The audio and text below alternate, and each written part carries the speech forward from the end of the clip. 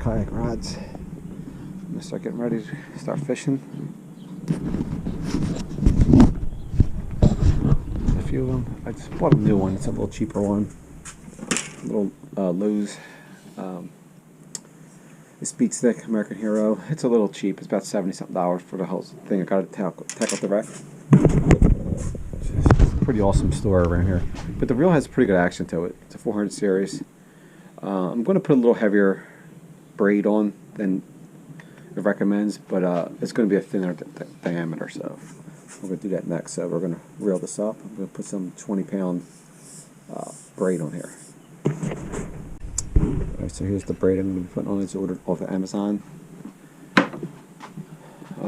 As you can see, I have a very small shop. It's a wood shop mainly, but I also keep some of my fishing stuff in here. I have a little fishing setup over here, like my graphs and everything. I try to keep it protected. A lot of my rods I keep in the house now, or in the garage, or I have a little storage shed in the back. This is kind of my fishing setup here. Grab these scissors, I'm going to need these.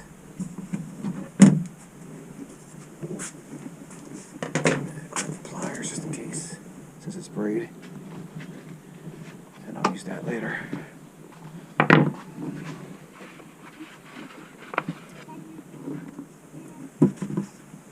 What to do is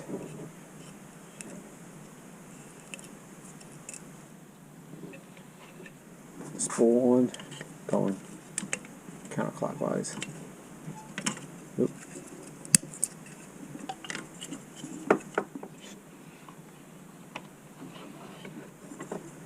And then I'll just reel off, I guess. That works pretty good.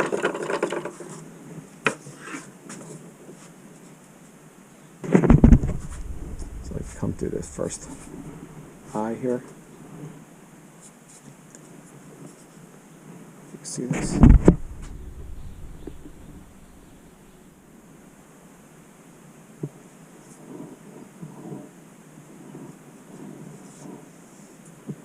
Bring it down, open the bail, lay the rod down.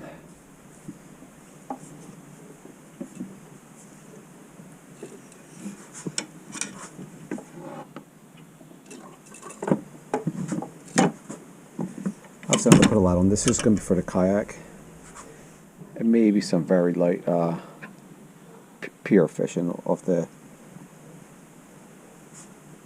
little dock outside of my house in North Carolina. I catch a bunch of little pinfish and spots, and black sea bait, or I'm sorry, black drum in particular. So the knot here really doesn't matter as much. Just have to get it started. I like to do like just an overhand knot, and then I like to wrap around once. Not sure what you call that, but then I go back through the main little loop here. Just cinch it up.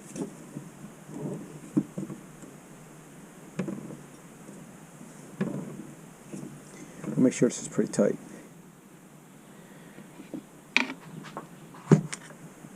So then I close the bail. Actually, before I do that, I typically like to wrap it around a couple times first, just to get it started.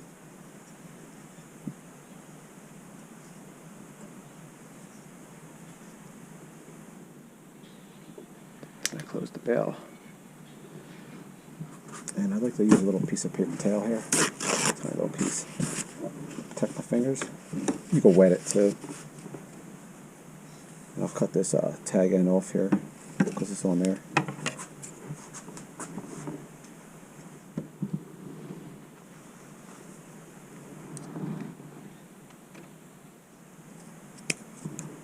Okay. Grab a paper towel. I also like to set my drag real tight. Tight as it will go. There we go. And I also like to keep my reel on a little bit of a tilt. It's really tight. I'm going to loosen the reel up a little bit. That's well tight. That's my fault.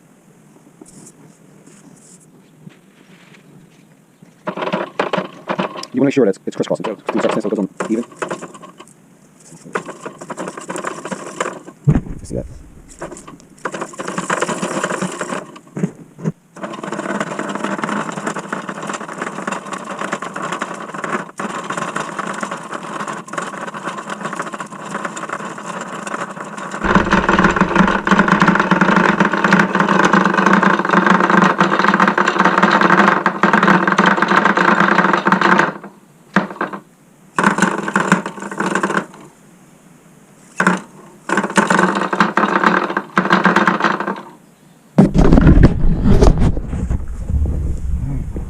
We have a little bit of a lip there, so you don't overspool it. And there it goes. All right, so this is a two-piece rod. It's it's only 7 foot, but it's two-piece, that's what I was looking for. It's going to be easy for traveling, carrying it backpacks, stuff like that. But even with a fly with it, it's going to be easier to take with me. So it's pretty much spooled up. There's a good amount of line on there. It's probably about I want to say maybe 175 yards.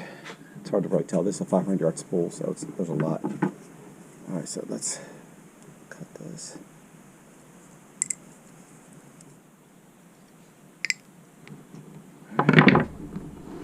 Loosen the drag again.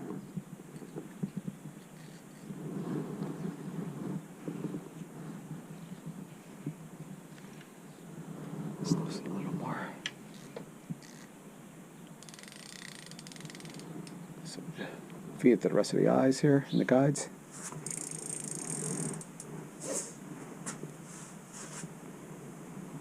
Use my miter station here.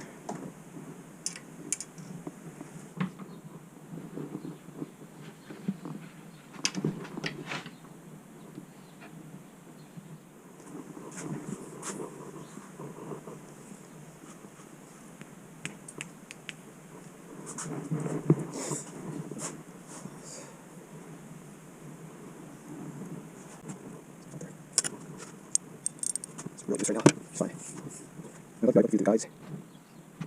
Make sure there's no one around this itself. Maybe that's it. Guys, it really smells well. This one's probably good for kayak. What about this? Probably actually not make a bait off break. Just jiggle it. I'm not chopping this anymore. All right, so this is a two-piece rod. It's it's only 7 foot, but it's two-piece, that's what I was looking for. It's going to be easy for traveling, carrying it backpacks, stuff like that. But even with a fly with it, it's going to be easier to take with me. So it's pretty much spooled up. There's a good amount of line on there. It's probably about I want to say maybe 175 yards. It's hard to really tell. This is a 500-yard spool, so there's a lot. All right, so let's cut this.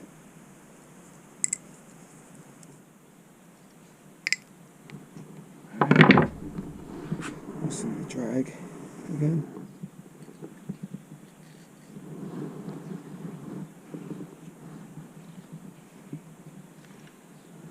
Let's loosen a little more. So feed it to the rest of the eyes here and the guides.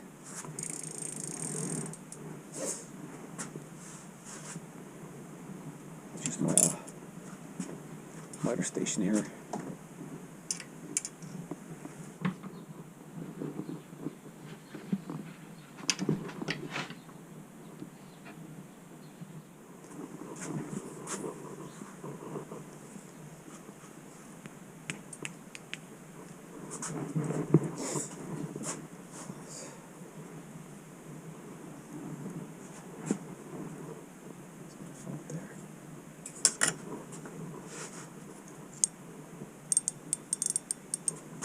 It's really loose right now, which is fine.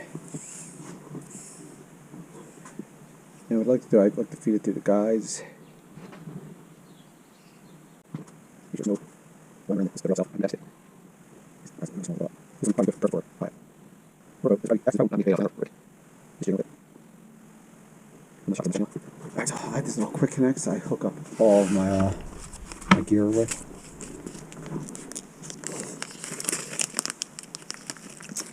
can use a little bigger diameter ones so they don't, you know, squeeze through the guide.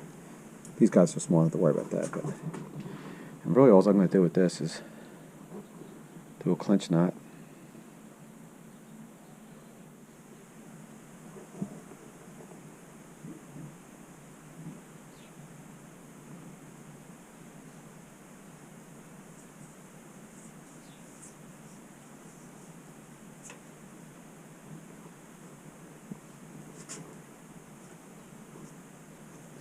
So just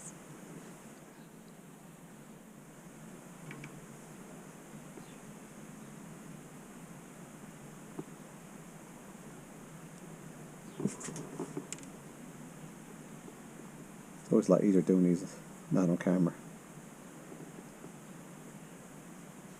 I like to do about 5 or 6 twists. Come back through the hoop here. In an improved clinch knot, you would go through the eye of a hook, but this is not a hook, so I'm just going to do a clinch knot. Let's cinch it up. Really don't have to wet it too much because it's braid, but and then I'll connect my leader to the other end here. Cut off the excess tag line here.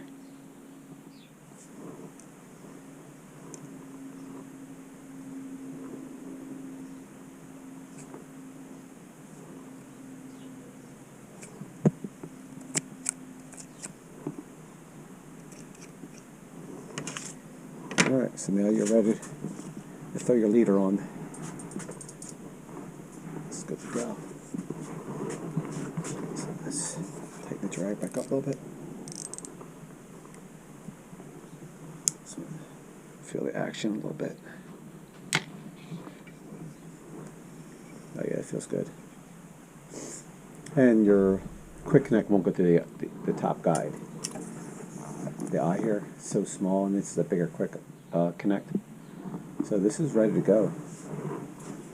So I was planning on possibly doing some kayak fishing this weekend, and I'll put this with the rest of my collection here. So this is some of my rods. I have a couple more in the house and in the basement. Also, I just bought this little cheaper surf rod. This is just going to go down into my rental property in North Carolina. It's going to just be used for clients. They want to go fishing on the surf. And actually, I've had these D-Waves in the past, and they're pretty good. I mean, you're going to beat them up on the beach anyway. So I end up reeling. I keep buying the Daiwas and the pens, and I just ruin them on the beach because I'm constantly dropping them in the ocean and sand, and the reels get ruined after, you know, sometimes a year of use, if that. So these are my setup for the kayaks for the most part. Some of them were salt only, like this one, this Tsunami with the Pen Fierce. This has like 50-pound braid, believe it or not. I use this for jigging, even though it's only a 6-foot rod. I love this. This is pretty sturdy. It's heavy. I use this mainly for jigging flounder. I have my Pen Battle 2 here, which I use for everything. I use for dock fishing, pier, kayak. This has 30-pound braid on it, I believe. I love this setup. That's probably my all-around favorite setup, like most versatile. But I have my my St. Croix. This is probably the all-around, possibly best setup, maybe all around, because this is my go-to kayak rod. Especially, I use this salt and freshwater, and I have no issues with this guy. This guy's pretty good. Hope you can see it. And this reel rod is made in America. It has a little paint on it. Just say. I beat my equipment up out here, unfortunately, because I build furniture, things like that. So this has a Pen Fierce on it, reel. That's a two, and it's a 4000 series. You can see that. This is a pretty good setup. I'm probably gonna replace this reel though. I've had this on here for probably about 5 years, so it may have to be replaced. Because this I use in the salt and freshwater, and I use this everywhere too. It's almost like my Pen Battle. Then I have this cheap bait caster here, and this does have braid on. I'm gonna take this braid off, I think, and put some fluoro on it. This I just strictly use for bass fishing. I have a little, as you can see, a little tiny little crankbait on there. I use this. This is in the kayak only, and for bass fishing only for the most part. Crappie fishing, bluegill, and probably one of my newer setups I got, I want to say 2 years ago. And this also has like a little flicker shad on it, crankbait. I like the yellow and greens. In the spring, that's the last time I use this bass fishing. I'll switch up to like a red or orange. This has a little orange on it, so this may work in the fall. I'm sorry, the spring. This has a this is a Cashin. I think it's a CTX or ATX or CRT. I'm sorry, there it is. CRT spinning rod setup, and I put just a little cheap. Well, not cheap, but I put a little Daiwa Legalis, I think it is, reel on it. It's a 2500. I'm sorry, it's a Regal reel. It's a cheaper reel. I got it at Cabela's, but it works pretty good for. I mainly only use this for freshwater, also for bass fishing and crappie fishing. So these are this is one of my go-tos also. This is a real good kayak because it's a light action, light rod, small reel. It's very versatile, but it's awesome for the kayak. So this is some of my setups here. I have a couple other rods over in the side over there, and I have a couple in the house, and I have a couple down in my house in North Carolina. Some of my saltwater rods. So I have, you can see my stuff gets ruined in here, so I don't try to keep too much equipment here. I have some old reels here that are kind of messed up, and I got to clean them out, probably or trash them. But this is like my little fish station here. I have the one graph here, the Garmin. I also have my other graph. It's on the kayak already out there. A couple other reels in here. Some baits and other lines I use mainly for like this is mainly mono. I use for like leaders and stuff like that. This also has this swing arm for it, and you know, I have some like trout stuff if I trout fish. I have a couple trout rods in the shed out back. I use their smaller. I have some planer boxes in here that I will take. These are mainly freshwater ones, and I have my saltwater tackle bag here, a bunch of stuff filled up in here.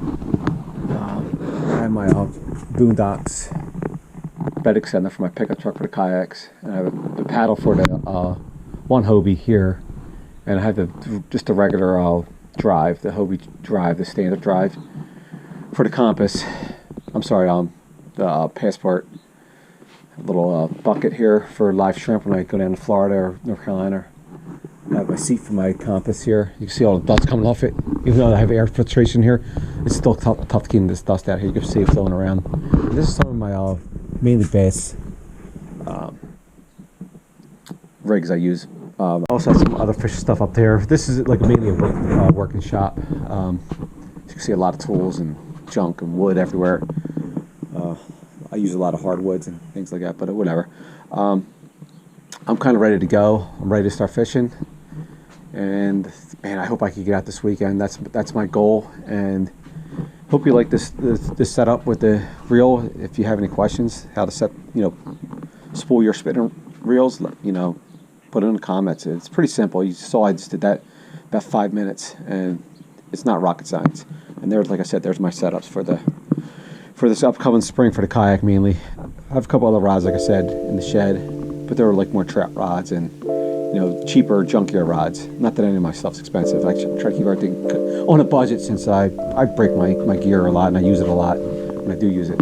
All right, so like I said, this is my wall. We're fishing. This is my fishing station for the most part. Put that back in there. I'll set that all up this weekend. Ready to go. All right. Hopefully you have a good spring. Tight lines, everyone.